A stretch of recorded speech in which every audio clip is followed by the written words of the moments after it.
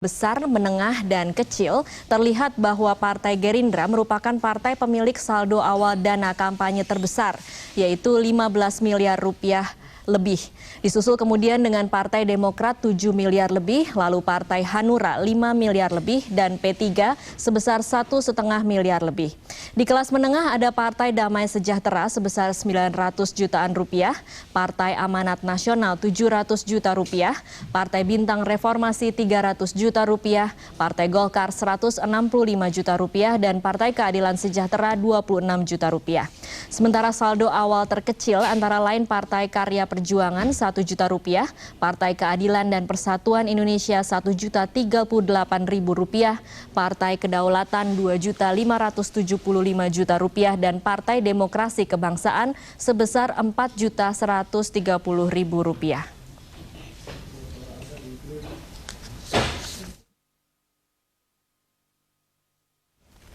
Pemirsa, KPU tidak berhasil menepati jadwal distribusi surat suara yang telah dibuat oleh KPU sendiri. Kemarin kertas suara seharusnya telah tiba di seluruh kabupaten atau kota. Namun hingga hari ini ternyata masih banyak kabupaten kota yang belum menerima kertas suara sama sekali. Sebagai contoh, dari 23 kabupaten kota di Sulawesi Selatan, hingga hari ini baru 2 kabupaten yang menerima kertas suara, yaitu Kabupaten Goa dan Kabupaten Luwu. Untuk mengetahui distribusi di daerah lain, kita akan mengikuti laporan reporter kami di Medan, Sumatera Utara, Bandung, Jawa Barat, dan Surabaya, Jawa Timur.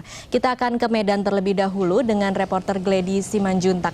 Gledi, hingga hari ini sudah berapa kabupaten kota di Sumatera Utara yang telah menerima kertas suara? Iya, Tasya.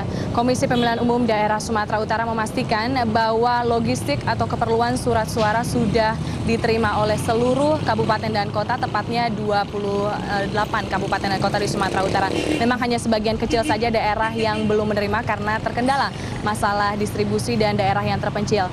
Namun hingga saat ini juga ada beberapa daerah yang sudah memulai pelipatan surat suara yang melibatkan ribuan warga.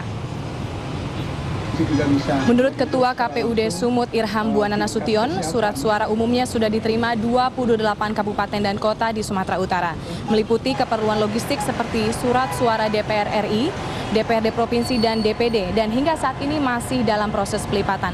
Irham juga mengatakan kendala yang ditemui hanya berkaitan dengan distribusi pemilu di lokasi terpencil. Pihaknya telah lebih awal mengirimkan logistik pemilu untuk daerah-daerah terpencil seperti di Kabupaten Nias dan Nias Selatan yang dinilai sebagai daerah yang paling jauh dari Medan dibandingkan daerah dan kabupaten di Sumatera Utara.